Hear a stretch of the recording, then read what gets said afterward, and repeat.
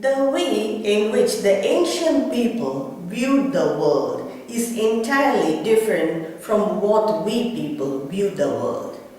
They lived in harmony with nature, but now people isolate themselves from nature and they isolate among themselves.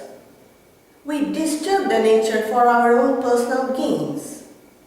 All this are due to the lack of understanding in the unity in diversity. But this is not new.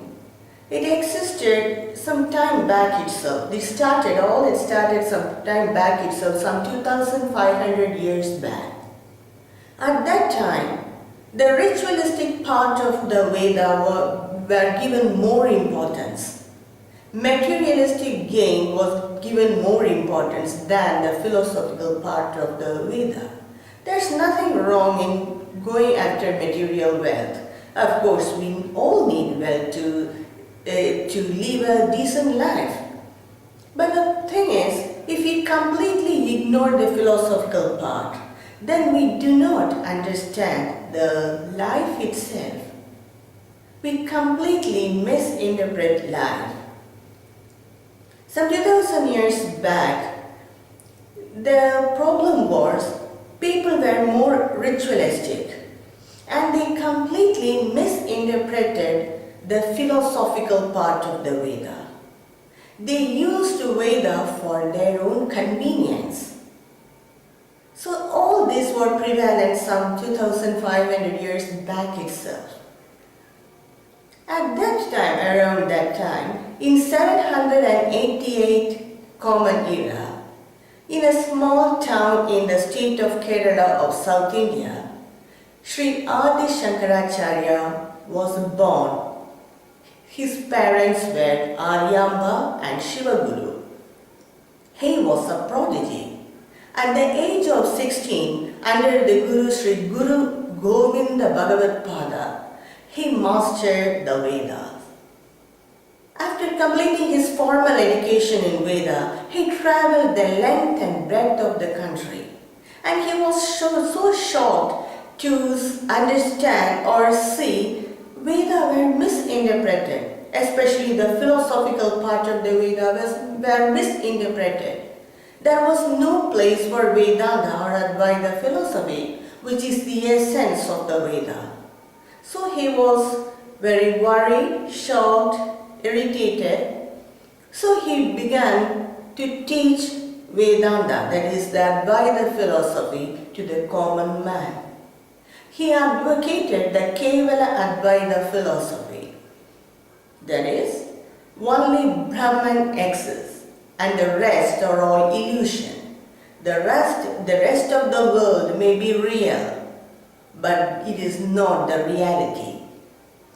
Only Brahman, that is the non-dual consciousness, the universal consciousness, the truth behind all these is the only real thing. He advocated the Kevala Advaita philosophy.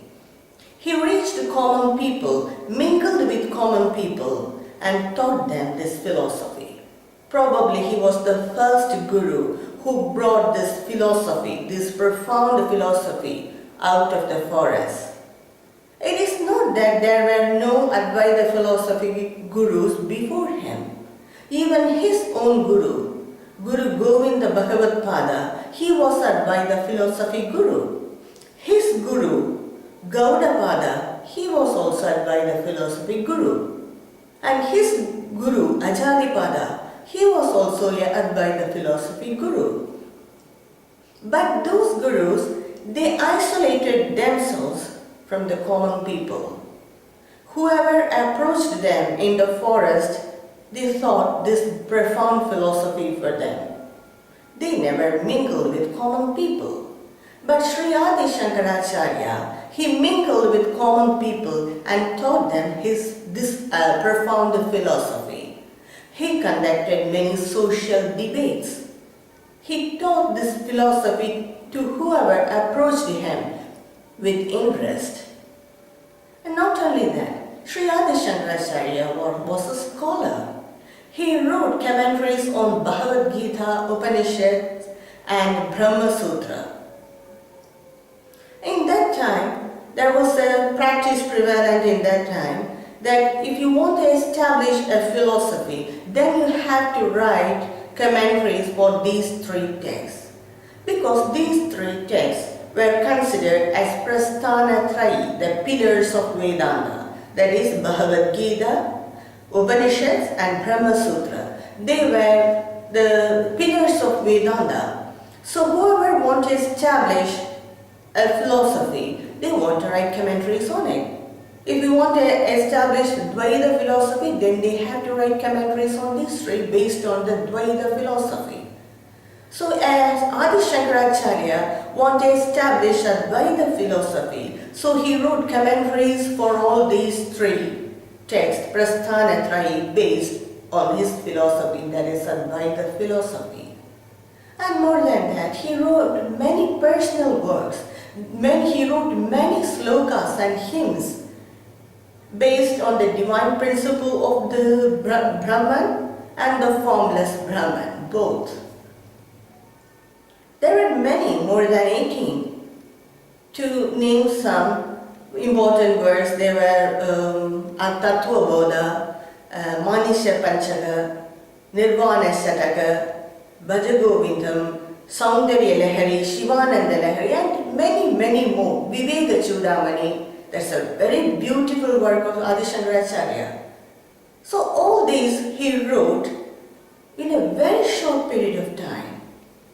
And he also established 4 months at the 4 corners of India so that people will learn this philosophy even after his lifetime. And it will be easy for common people to approach this month and learn this profound philosophy.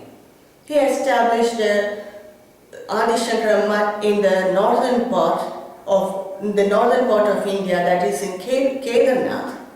Another one in South India, that is in Sringeri, and another in West, that is in Dwarka, in the state of Gujarat, and another one in Puri, that is in the east of India.